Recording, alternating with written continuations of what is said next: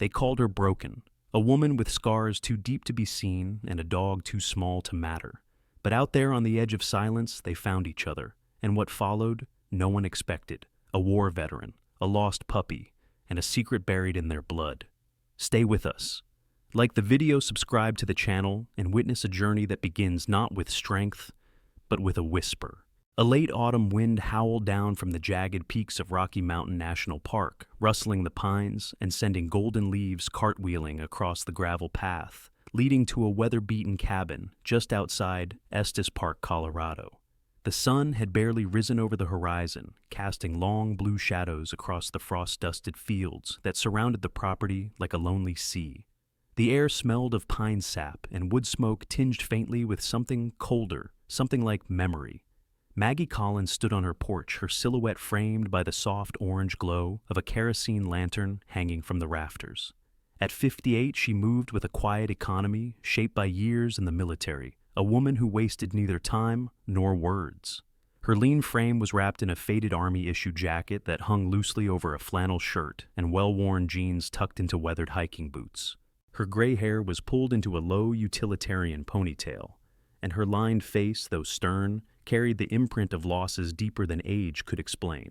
Maggie had once been a combat medic in Iraq. She had pulled men from burning Humvees, reset shattered bones in field hospitals, and kept her platoon alive with sheer willpower. But nothing had prepared her for what came after the hollow silence of coming home. The nightmares had followed her across the ocean and into civilian life, refusing to be left behind. So she did what she always did. She moved, far from cities, far from noise, far from anyone who might see the cracks. Estes Park was quiet enough to hide in, remote enough to forget. But she hadn't stayed entirely alone. Beside her sat Scout, a small German shepherd, with a coat the color of storm ash and firewood. He was smaller than most of his breed, barely tipping the scales at 60 pounds, but compact and muscular in a way that spoke of endurance more than force. A faint scar ran above his left eye, a pink line across the gray fur where the hair never grew back right. He was 3 years old now, but still carried the instincts of a stray, silent, watchful, slow to trust, but quicker to defend. His ears twitched at every gust of wind, and his amber eyes never left Maggie's face. She had found him, or maybe he had found her, after the Hayman fire tore through the edge of the park. The memory was still vivid, the scent of smoke, the blood in his fur, the way he hadn't whined, hadn't barked, just looked up at her from the forest floor, broken but breathing. Something in his gaze had matched the way her chest felt. Most mornings like something had been torn loose and never put back right. Maggie hadn't named him at first. It had taken weeks for her to speak to him at all, but once she did, she called him Scout. A quiet nod to both his nature and the role she'd once played herself, always on the edge, always first to see danger coming. The cabin door creaked behind her. Tyler stepped out, pulling his hoodie tighter around his lanky frame. At 14, the boy was tall for his age, but moved with the hesitant steps of someone trying not to take up space. His brown hair stuck out from beneath the hood, unbrushed as usual, and his gray eyes blinked against the wind. He didn't say anything at first, just stood beside her and watched Scout with a quiet reverence. Maggie looked at him sideways, noting how pale he seemed in the morning light. Tyler Quinn was Maggie's grandson by blood and by the cruel twist of tragedy. 3 years earlier, a highway drunk driver had taken his parents in a blink, leaving the boy with no one but the grandmother he barely knew. He had arrived at her cabin carrying nothing but a duffel bag and silence. He hadn't spoken a full sentence for nearly a week. The therapist called it selective mutism, but Maggie didn't care what they called it. She just saw a kid who had learned that words didn't save the people you loved, and in that, they understood each other too well. Scout had been the bridge. One night when a thunderstorm had rolled in hard and Maggie had locked herself in the barn to ride out a panic attack, Tyler had gone after her. Scout had guided the boy through the dark, pressing close to Maggie's side until her breathing slowed. Tyler hadn't said anything, just stayed with her. After that, he spoke to the dog, then to Maggie, then slowly to the world. Now standing beside her, he handed her a battered envelope. "It came yesterday. I forgot to give it to you." His voice was soft but clear, like wind over snow. Maggie took the envelope, frowning. The return address read, Rocky Mountain Valor Showcase, Fort Collins, CO. She opened it with calloused fingers. Inside was a tri-fold brochure and a handwritten note on crisp cream paper, Ms. Collins. Your name was recommended by a former service peer.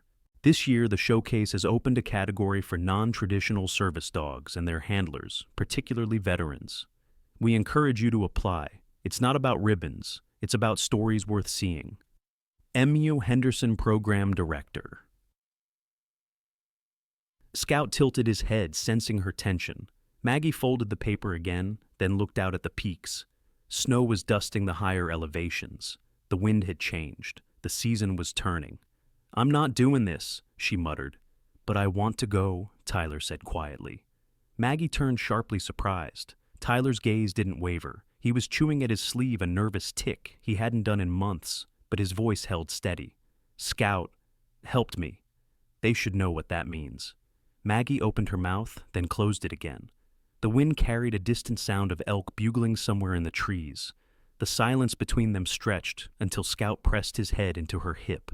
She looked down at him, at the soft edges of his gaze, at the quiet weight of his presence that had pulled her back from the brink more times than she cared to count.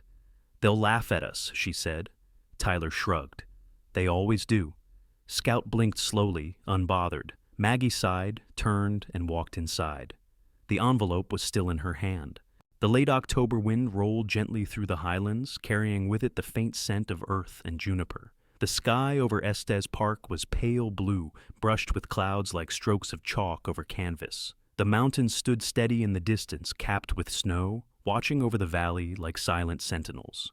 At Maggie's cabin, the cold morning was met with ritual coffee, brewed black and strong boots laced tight, and Scout already waiting by the door. His ears perked his breath, steady alert as ever.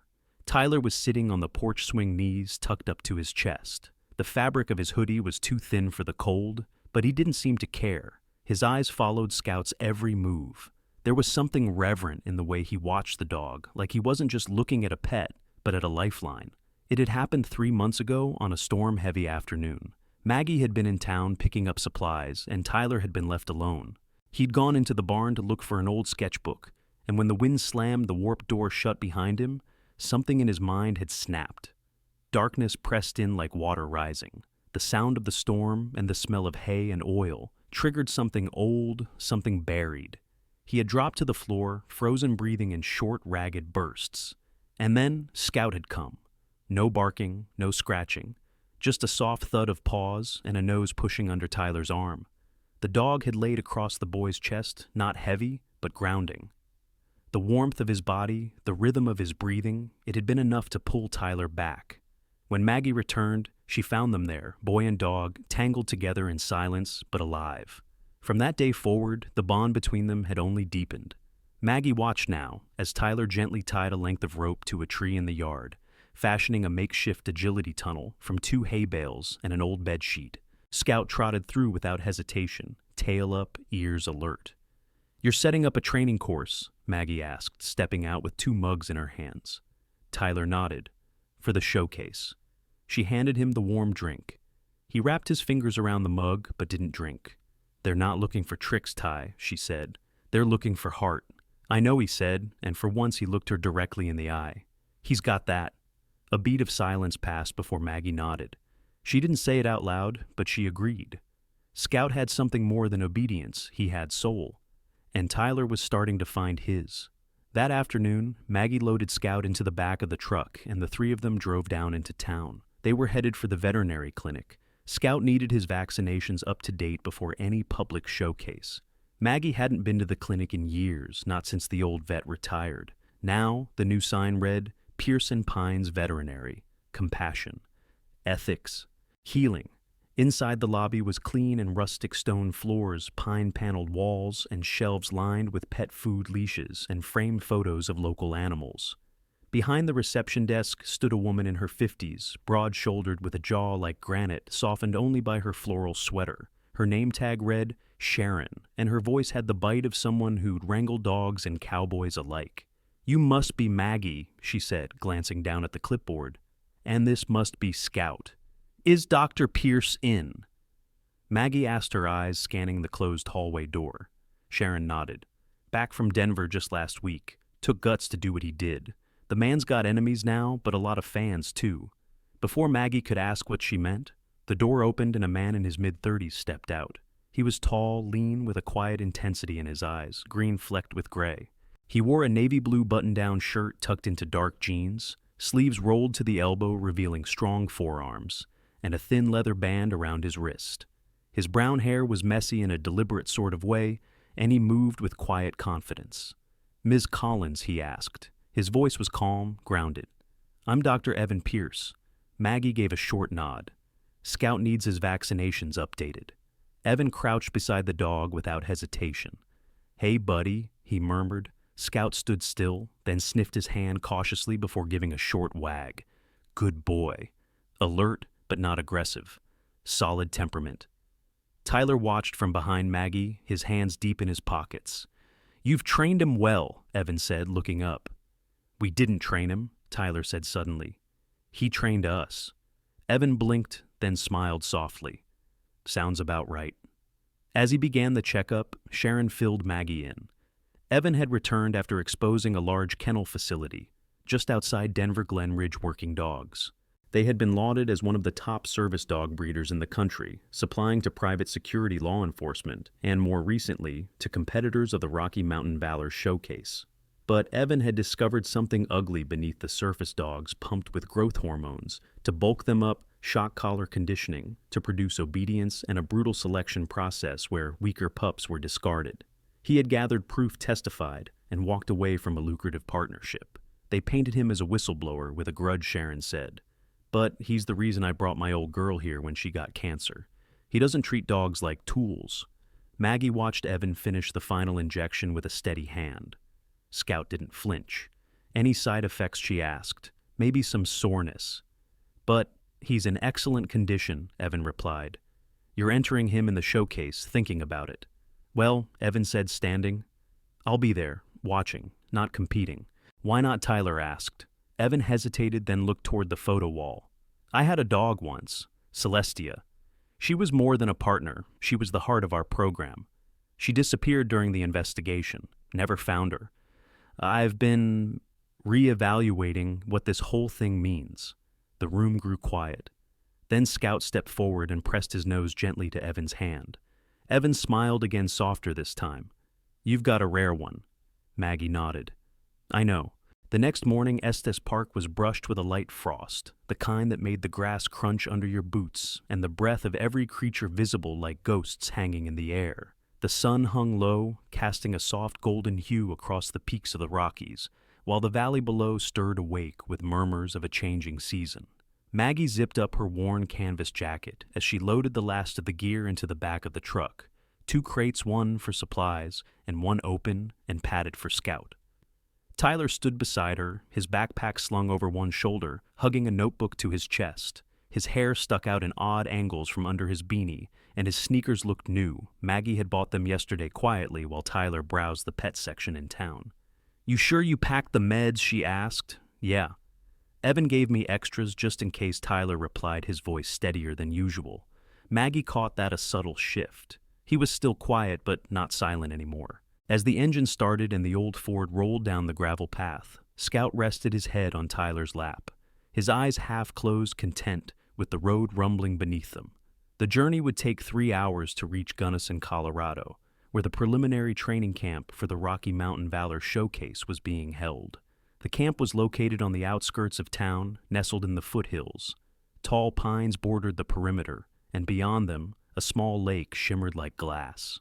Dozens of handlers were already arriving when Maggie pulled into the lot, each unloading dogs of every size and breed. Most wore custom harnesses and embroidered jackets, names and service branches stitched proudly across their backs. Maggie stepped down cautious and unreadable, but Scout remained at her side without command. Tyler trailed close behind, his shoulders tight, but his grip steady on the leash. Around them, voices rose, some respectful, some dismissive. "Is that her?" one man muttered. "The lady vet from Estes Park." "She brought a mutt," someone else sneered. "Not even regulation size." A younger woman walked by, tall and athletic, with cropped auburn hair and a jacket marked with Delta K9 Division. She carried herself like a soldier, disciplined, alert. At her heel marched a tall Belgian Malinois, lean and wiry, his coat a clean black and tan sheen. She stopped in front of Maggie and offered a nod. "I'm Sawyer Quinn," she said. "Nice to see a fellow vet out here." Maggie nodded in return. "Maggie Collins." "I heard about you." "Iraq Right Medic." "Something like that," Maggie replied, lips tightening slightly. Sawyer's expression softened. "They'll judge you. Let them. Half of them treat this like a show ring. Me, I just want my dog to be of use." Her eyes fell on Scout. That shepherd's young. 4, small for his breed. But he listens. "Size doesn't matter," Sawyer said. "Heart does." Tyler stared at her, surprised. He hadn't expected kindness. The camp's organizer, a wiry man named Gregory Hume, arrived moments later. He wore a pressed beige jacket and thick glasses and carried a clipboard like a badge of authority. His tone was clipped efficient and lacking warmth. "Handlers to the main field. Dogs secured. Orientation begins in 15. Scout remained by Maggie's side as they joined the group near the open meadow. Gregory stood atop a stone platform, eyes scanning the crowd. "This program is built on integrity, precision, and purpose. You are here not to impress. You are here to prove your dog's value in real-world scenarios. Rescue PTSD intervention, threat response. You will be evaluated daily." As he continued speaking, a sleek black SUV pulled up to the far end of the field. From it stepped a man in his early 40s, dressed in a dark tailored coat over a turtleneck, his shoes polished and inappropriate for dirt. His name was Chase Rylan, a private handler and investor from Boulder, known for sponsoring elite dogs bred for performance rather than empathy. At his side trotted a glossy white German shepherd, taller than average, with intense, almost unnatural alertness in his gaze. The dog's ears stood like antennae, and its gait was too rigid, too rehearsed. "That's Nero," Sawyer murmured, catching Maggie's eye. "From Glenridge stock, one of the last bred before the shutdown. Rylan bought him privately." Tyler frowned. "He doesn't wag his tail." "No," Maggie said quietly, "he doesn't." As training sessions began, the group was divided into pods. Maggie and Tyler were placed with Sawyer, a retired Marine named Boone, stocky, bearded, with a service dog named Lenny, and a teenage girl named Harper, about 15, with a skittish golden retriever named Junebug. Harper had thin glasses a tremble in her voice and a noticeable limp on her left side. Her story came out over dinner. A car accident had left her with nerve damage, and Junebug had been rescued from the shelter only 6 months ago. "She calms my leg when it spasms," Harper explained. "She presses down on it. No one taught her that. She just knew." Over the next 2 days, the handlers moved through obstacle courses, trauma simulations, and crowd desensitization drills. Scout showed sharp instincts mirroring Tyler's breath, responding to Maggie's signals, even sensing Harper's discomfort and gently nudging her away from loud noises. On the 3rd evening, a storm crept across the mountain ridge. The wind howled through the canvas of the sleeping tents. That night, Tyler awoke with a gasp. Cold sweat clung to his skin. Scout was already beside him, nudging his chest, his body forming a shield. Tyler's breathing slowed. Outside, Maggie sat watching the darkness from a folding chair, rifle across her lap, not out of fear, but habit. The next morning, Rylan filed a formal complaint. Scout had interfered with another dog's drill. Maggie refused to back down. "Your dog startled Harper's retriever," Rylan said. "He's unpredictable." Maggie stepped forward. He saw her leg locking up and tried to help. He wasn't trained for that. He just saw pain. Gregory listened, and for the first time he nodded. "That's the kind of instinct we want." The cold air hung thick with pine and uncertainty as the training camp reached its 4th day. After the confrontation with Chase, Rylan Maggie found herself watched more closely by both competitors and organizers. Scout, however, remained steady. The small German shepherd had grown noticeably attuned, not just to Maggie and Tyler, but to the entire pod. Even Harper, who had kept to herself now, smiled when Scout passed by. That morning, while the others were preparing for a terrain navigation challenge, Evan Pierce arrived unannounced in his dusty Subaru. The young vet, barely 30, wore his usual scruffy jeans, fleece-lined coat, and black-rimmed glasses slightly askew on his nose. His brown hair was a little too long, his boots worn, but his eyes, intelligent and restless, never stopped scanning. He pulled Maggie aside with urgency. "I need to talk to you. It's about Glenridge." Maggie frowned. Rylan's breeder Evan nodded. And more than that. They sat on a fallen log near the edge of the lake. Tyler lingered nearby, listening. Evan spoke quietly, but firmly. I got wind Glenridge reopened under a different LLC. Different name, same owner, Daniel Crow. He used to run canine units for military contracts. Now he's breeding dogs specifically for high-profile handlers. But the methods, they're not clean. Maggie leaned in, eyes narrowing. What do you mean? Evan pulled out a manila folder, thick with photos and vet reports. They're using synthetic stimulants. Some of the dogs are exhibiting erratic aggression, spikes in adrenaline, seizures, distrust of touch. I've seen 2 of them rehomed to veterans who had to give them up. One bit a neighbor. Another broke through a door during a panic episode. Tyler's eyes widened. That's what happened to Junebug, no. But it could have, Evan said. Later that day, while most of the handlers were at lunch, Evan and Tyler slipped away in Evan's car. Their destination was the outskirts of Denver, where the new Glenridge facility had relocated. It was listed online as Crow Training and Behavior Institute, a sleek name for something Evan suspected was much darker. The facility sat behind tall black fencing surrounded by security cameras and manicured hedges. From the road, it looked pristine: white walls, tinted windows, a small fountain in front. But once they circled to the rear dirt access road, the true face of the operation revealed itself. A line of outdoor kennels backed against the trees. The dogs inside were large, muscular, many pacing or snarling, some with shaved patches revealing fresh injection marks. A man in a gray windbreaker, broad-shouldered, sun-worn face and a buzzed head walked the perimeter with a clipboard. This was Daniel Crow. Crow, in his late 50s, moved like a man always on alert. His gait was military, his face unreadable. His voice, overheard briefly by Tyler and Evan as they crouched behind an overgrown hedge, was cold and exacting. If Nero's dosage isn't increased, we'll lose reactivity. I want him sharp. You saw the video from the last drill. He hesitated. He's showing signs of distress, another voice said. Likely a trainer. Then we condition him harder. We're selling performance, not companionship. Tyler's stomach twisted. Even at 14, he understood cruelty when he saw it. They didn't dare stay long. Evan snapped photos from his phone. But before they could leave, a German shepherd lunged at the kennel door, snarling and frothing. The sudden clamor drew attention. A trainer began shouting. "Run," Evan whispered. They dashed back to the car just as the side door to the building opened. Daniel Crow stepped out.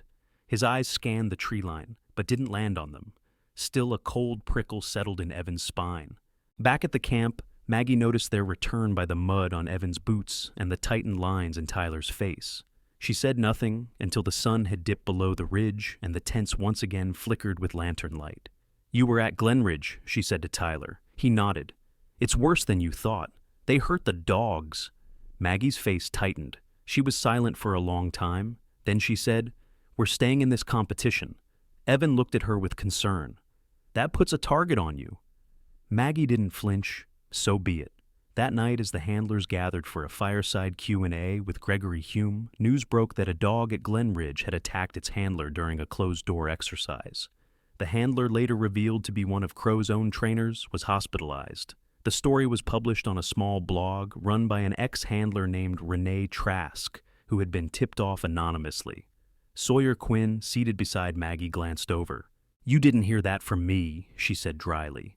Scout sat alert beside Maggie, his ears pricking with every shift of wind. Tyler leaned against her arm, not needing to say anything.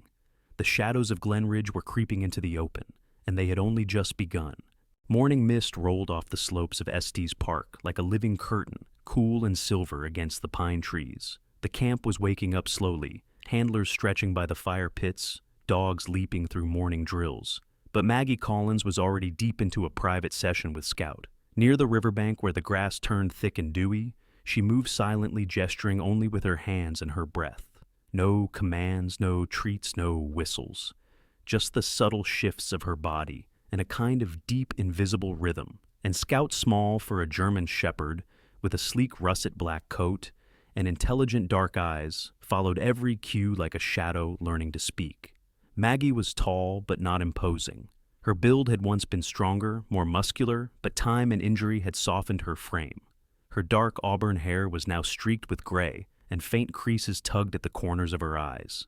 But there was precision in the way she moved, each gesture refined, intentional. She didn't shout or raise her voice, not even in frustration. This was how she had survived the hardest parts of her life without noise, but with unwavering will. Scout turned sharply and lay down unprompted, placing his body across Maggie's feet, a technique used by psychiatric service dogs to ground their handlers. Maggie barely nodded. This wasn't new. Scout had started doing it on his own years ago without ever being trained in it. That afternoon, Evan Pierce arrived with a peculiar file. The young veterinarian was dressed more cleanly than usual, hair tucked back, navy shirt tucked into jeans, and a laptop bag slung across his chest. His eyes were bright, but something burned behind them, curiosity mixed with concern. He joined Maggie by the barn, where Tyler was brushing Scout and humming some nameless tune under his breath. "I did some digging," Evan said. "I think I know where Scout came from." Maggie looked up wary. "Go on." "You've heard of Valor Echo." Maggie's expression tightened. It was a classified program, canceled years ago. Rumors of corruption, abuse, black-budget training facilities. Evan nodded. And dogs that were never officially cataloged. He handed her a photograph, grainy and yellowed from digital enlargement. A small German shepherd puppy, barely 6 months old, stood beside a handler in the desert camouflage. But the eyes were unmistakable. Intelligent, calm, Scout. I cross-referenced scars on Scout's front paw with the program's discarded vet records. The dates match. It's him. His chip must have been removed. Tyler leaned in, shocked. "So, Scout was in the military." "Sort of," Evan replied. "He was trained to respond to trauma, not just external threats, but internal signals, like elevated pulse, nervous twitching, sleep disruptions." Maggie didn't say anything, but in her mind the memories flooded back. 3 years ago, the fire had burned half the mountain. She was in her cabin, huddled beneath the stairs, hyperventilating from a PTSD episode triggered by the smoke and sirens. It wasn't the fire that brought her back. It was Scout. He had broken through the cracked door, pressed his body against hers, and barked once, low and firm. Then he lay across her chest until the shaking stopped. She had thought it was instinct. Now she realized it had been training. That night, Maggie took Scout out for a solo run under the stars. They didn't run fast. Her knees didn't allow it, but they moved with rhythm through the trees, the moonlight cutting silver patterns over the frost-hardened path. Maggie wasn't one for talking to animals like people, but tonight she found herself whispering to Scout as they slowed near the ridge. "You knew what I needed before I did, even then. Before I gave you a name." Scout looked up at her with calm, dark eyes. He didn't wag his tail. He didn't need to. The next day, the training schedule shifted. Each handler was asked to demonstrate a specialized skill their dog had mastered. Maggie had debated what to showcase. Scout wasn't flashy. He didn't leap through fire hoops or detect scents buried 6 feet underground. But he did something rarer. He sensed emotional dissonance. During the demo, Maggie stood in front of a small crowd, her posture erect, but her hands slightly trembling. She looked at the judges among them. Dr. Lydia Crane, a middle-aged evaluator with graying curls and a clipboard that seemed permanently attached to her hand. Crane had been skeptical of Maggie since the beginning, seeing her lack of formal training as a liability. But today was different. Maggie began pacing deliberately, quickening her breath, tapping her thigh in a rhythm that mimicked a trigger. Within moments, Scout rose and pressed his body against her left hip, nudging her hand gently. As Maggie staggered slightly, simulating a disassociation spell, Scout stepped in front of her and lay down, anchoring her feet with his weight. A silence fell over the field. Dr. Crane lowered her clipboard. "That wasn't trained," she said aloud. "No," Maggie replied. "It was earned." The crowd didn't erupt in applause. It was quieter than that. A kind of respectful silence broken only by a soft voice from the back. Echo instinct. Everyone turned. An older man in a tailored gray coat stepped forward. His name tag read, Colonel Nathan Rhodes Rhett, one of the co-founders of Valor Echo. Rhodes was tall, rail-thin, with deep-set eyes and a silver beard that framed his solemn face. His posture was straight as a blade, but his voice held something warmer. "I only saw 3 dogs like that in the program," he continued. "One was called Phantom, the second, Delta. The third, we never named. We lost him in a facility fire, but we assumed he didn't make it." He knelt slowly and looked into Scout's eyes. "I was wrong. The morning of the Rocky Mountain Valor Showcase dawned sharp and clear, with sunbeams slicing through the mountain mist like golden spears. Estes Park's air was crisp, carrying the sense of pine and anticipation. The event grounds buzzed with handlers in matching uniforms, their dogs perfectly groomed and strutting like trained soldiers. Line tents bore banners of sponsors, canine nutrition brands, military memorabilia, vendors, and government outreach programs. Among them, Maggie Collins stood slightly apart, her brown leather jacket the only thing shielding her from the chilly breeze. She wore no team emblem, no service badge. Her faded jeans and worn hiking boots said nothing of formal training, and Scout, though brushed clean, had no ribbon or leash that hinted at pedigree. Instead, the small German shepherd stood quietly beside her, his amber eyes scanning the crowd with calm precision. They drew curious stares, mostly from the younger handlers, some respectful, others not. One of the more vocal was Jason Holt, a wiry man in his early 30s dressed in sleek black tactical gear with a glossy golden retriever at his side. He approached with a swagger that barely concealed his disdain. No patch, no handler ID. "You sure you're in the right place, ma'am?" he said, smirking.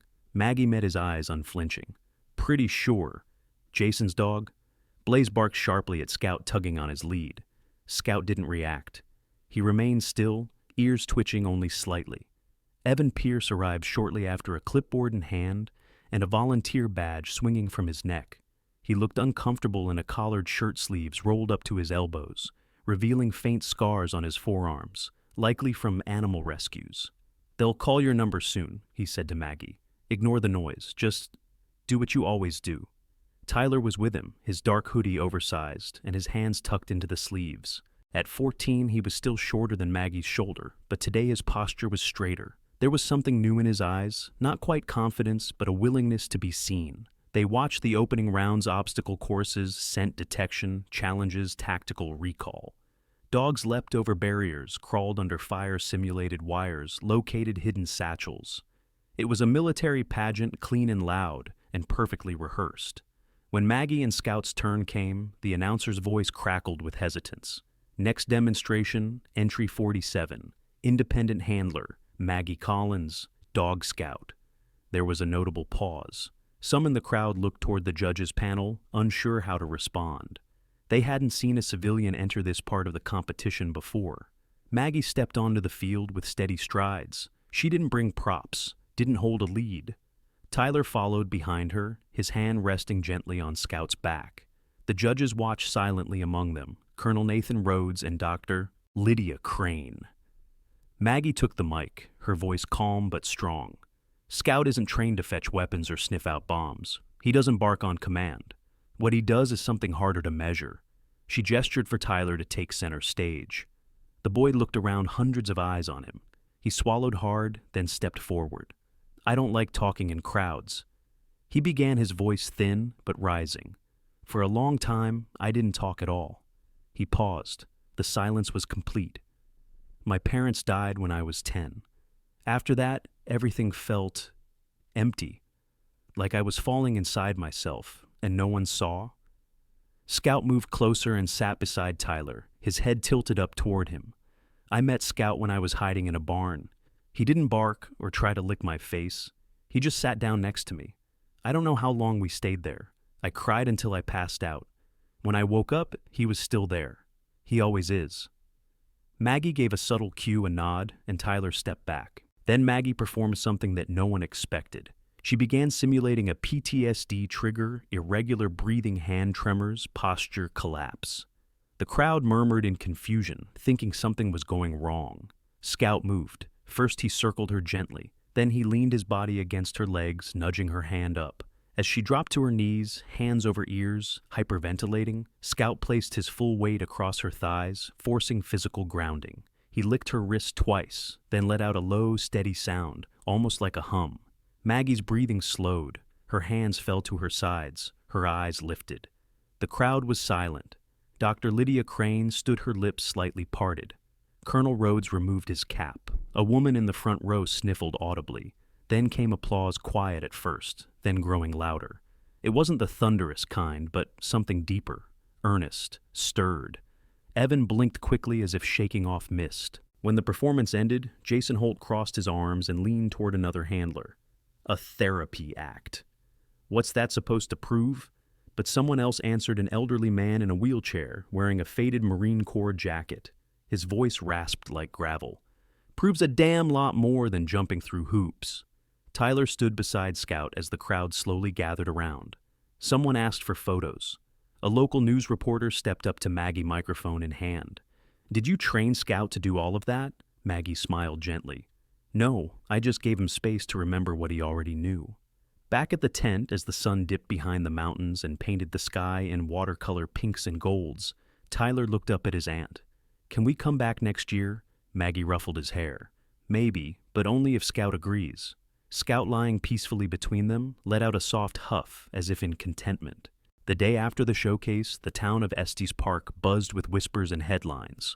Local news stations replayed clips of Scout's emotional performance on repeat, while social media flooded with images of Tyler standing confidently beside his small German shepherd.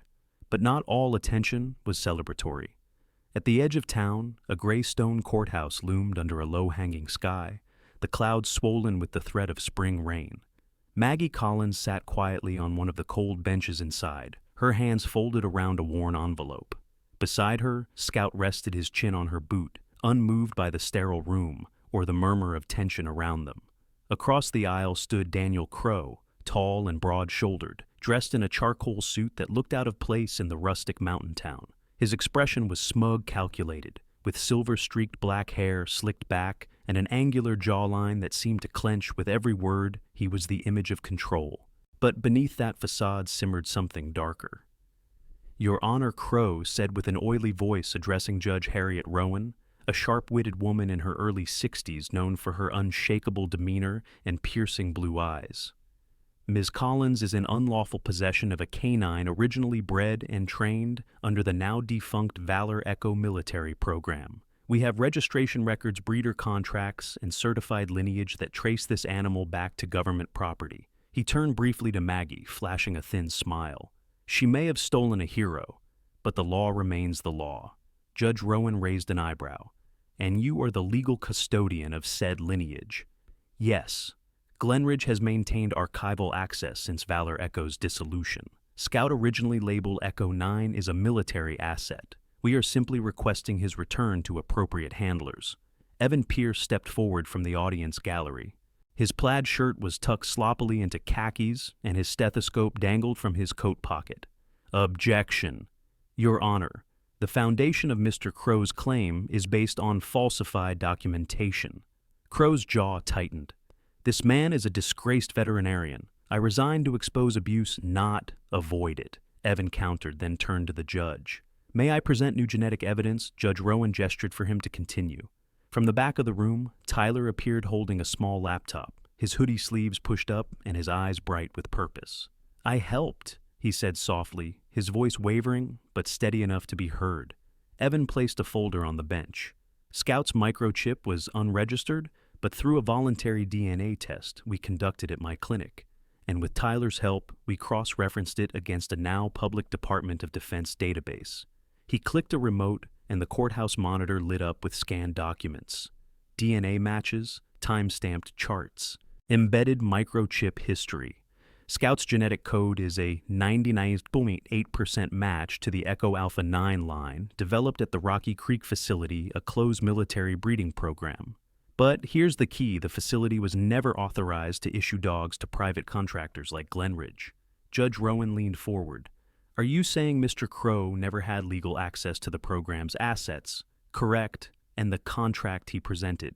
We found the original in archive form. It was digitally altered. There was a pause, a long one. Then came a voice from the back, Colonel Nathan Rhodes, dressed in plain civilian clothes, but still carrying the posture of a man who once barked orders in the battlefield. Judge, I can corroborate. I oversaw the early stages of Valor Echo. Crow's name was never on our registry. Crow's confident exterior faltered. This is slander. It's an investigation, the judge snapped. Mr. Crow, you will surrender all Glenridge documentation related to Valor Echo to the court. This matter warrants immediate federal review. He opened his mouth to object, but the courtroom door swung open before he could speak. Two uniformed agents from the Department of Veteran Affairs stepped inside, flanking the aisle with quiet authority. The mood shifted. The whispers returned. Crow was escorted from the room, his jaw clenched, his silence more dangerous than his words. Outside the courthouse, the wind picked up. The rain, long teased by the clouds, finally began to fall softly like a baptism. Tyler stood under the overhang, looking up at Maggie. "Did we win?" She looked down at Scout, who leaned against her like a wall of warmth. "No. We told the truth. That's bigger." That night back at the cabin, Evan arrived with a box inside an old dusty collar bearing the tarnished insignia of Valor Echo. Found it at the vet clinic. Probably discarded years ago. "It's his." Scout sniffed it, then looked up at Maggie. She fastened it gently around his neck. "You were never just a stray, were you?" she whispered. "You've been waiting to remember." The scent of pine hung thick in the air, mingling with the soft musk of earth after a light spring rain. At the foot of the Rockies, nestled among the trees and wildflowers of Estes Valley, stood a place that hadn't existed a year ago, but now pulsed with quiet purpose. A wooden sign carved by hand read, "Echo Haven, Canine Assisted Therapy and Healing Center." The building itself was unpretentious, a lodge-like structure of river stone and cedar beams, surrounded by open pastures and a winding trail system shaded by ancient pines. The air was filled with distant barks, laughter, and the steady rhythm of healing. Inside the main hall, Maggie Collins adjusted the collar of a young Labrador mix named Dusty. The dog had been found emaciated near a construction site 6 months ago, but now stood tall, his eyes eager and bright. Maggie, her hair tied back into a loose braid, streaked with silver, had changed too. The lines around her eyes had softened, not from age but peace. Her once guarded shoulders now relaxed naturally when she stood no longer braced against imagined danger. Dusty would meet his first client today, a teenage girl named Clara with severe social anxiety. Maggie knelt, whispered a few commands, then turned as footsteps echoed down the hall. Tyler entered taller than he'd been the year before, the awkwardness of adolescence slowly giving way to quiet confidence. He wore a green Echo Haven hoodie and cargo pants stained with paw prints. His eyes, once dimmed by trauma, now held sparks of mischief and purpose. At only 14, he was the youngest certified therapy handler in the region. He approached Dusty and clicked his tongue. "Hey, buddy." "Big day, huh?" The dog wagged his tail and licked Tyler's hand. Maggie smiled. "Clara's mom just arrived. Let's keep it light for her." "Got it," Tyler said, then glanced toward the outdoor pen. "Where's Scout by the orchard doing his rounds?" Scout now, a symbol, a mentor, and the beating heart of Echo Haven, still preferred his walks along the outer tree line, as if guarding the perimeter in his quiet way. He hadn't grown much physically, still smaller than most German shepherds, but he carried the stature of something older than time. His fur was now speckled with white around the muzzle, and a small patch of hair on his left shoulder never quite grew back after a thorny scrape the previous fall. Out by the orchard, Evan Pierce was tending to a vegetable bed, with a local volunteer, Mrs. Edith Lambert, a widowed retiree in her 70s who had joined Echo Haven after attending a grief therapy session with her rescue dog Milo. She had a sharp sense of humor and hands that looked like bark from decades of gardening. Evan had convinced her that dirt could be as therapeutic as dogs. Evan had changed too. His once disheveled appearance was replaced with a quiet structure, clean scrubs under a utility vest, hair trimmed, neat eyes, no longer haunted, but focused. He'd left behind his legal battle with the veterinary board, dedicating himself full-time to the center. Together with Maggie, he ran workshops on animal behavior, trauma care, and interspecies empathy.